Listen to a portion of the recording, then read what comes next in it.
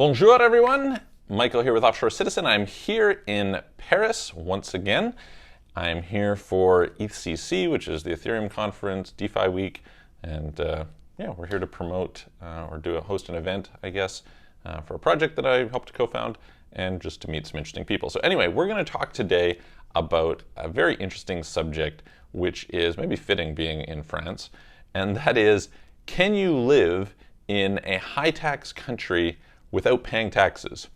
And I'm going to discuss in particular what is sort of a residency hack, a way to A, get really easy residency in countries that sometimes it's hard to get residency, and B, to potentially not pay tax at least for a period of a few years, even though you are resident in there past 180 days, etc. So for those of you who are interested in that, it might be interesting for you. So that's what we're going to cover today. Before we do, if you haven't already, please hit the subscribe button, hit the notification bell, hit the all notifications to make sure you don't miss out on any of our future videos. And if you'd like help with international tax optimization, with setting up international companies, opening bank accounts, getting residencies, citizenships, etc., please reach out to me. You can book a call, calendly.com/Michael-Rosmer. There's a link in the description below. Or you can send a message through our websites, offshorecitizens.net or offshorecapitalist.com. Okay, so what is this magical hack that we're talking about? Well, I'm going to precede this comment by mentioning that this does not work as a long-term strategy. Okay, so you can get by with this for potentially a few years. It does come with some catches and extra costs, etc., but it's especially well suited for somebody who would be interested in going to live in a particular country and being there for a few years, maybe enjoying the country, but not thinking to live there long term, and also not wanting to trigger a whole bunch of taxes. Now, obviously, we've talked in some places about, okay, in a case like the UK, you have non-dom program. In cases like New Zealand, you've got a 4-year exemption on foreign income. There's a bunch of countries with things like that. This happens to work for the US and a number of other Western European countries. It doesn't work for all countries, but a bunch of them. And so it is interesting. So this is student visas, okay? So first of all, I've talked to some people who have discussed, well, what happens if I want to, for example, renounce my US citizenship and go back because maybe I have a family member who gets sick or something. Now, if you're in the country and you get sick, then you can typically stay longer, and that doesn't involve tax residency. You can also be in a situation where you can get a medical visa to go for some medical treatment in a country like the US. However, typically that does not cover if you have a family member in that situation. And what if that's really important to you, right?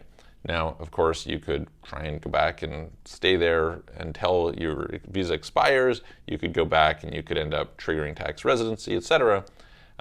But one easy way, if you maybe normally wouldn't get accepted, that, okay, it costs because you have to actually sign up for some courses, you have to actually, attend some courses, etc., but is like one of the easiest visas going, even in countries that are hard to get residency to, is a student visa, all right? And there's various different types, but they often exempt you from tax on foreign income. They often exempt you from CFC rules.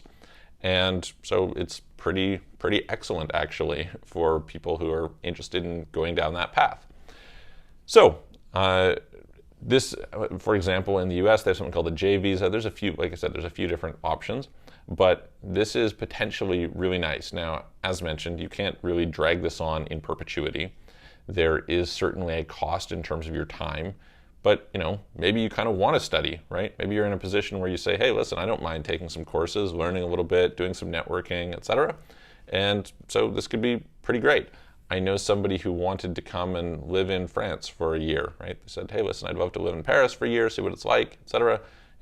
Something like that. You say, all right, I want to go live in New York, I want to go live in LA, I want to live in Miami, I want to live in one of these places that normally it's terrible because you get drawn into the tax net, and it's often really, really difficult to gain access from a visa standpoint. This is a bit of a hack. So, like I said, it doesn't work in all countries. It's case by case. You should pay attention to which ones might apply to you, which ones won't apply to you, and see from there. But I think it's something to pay attention to and keep on your radar as an option.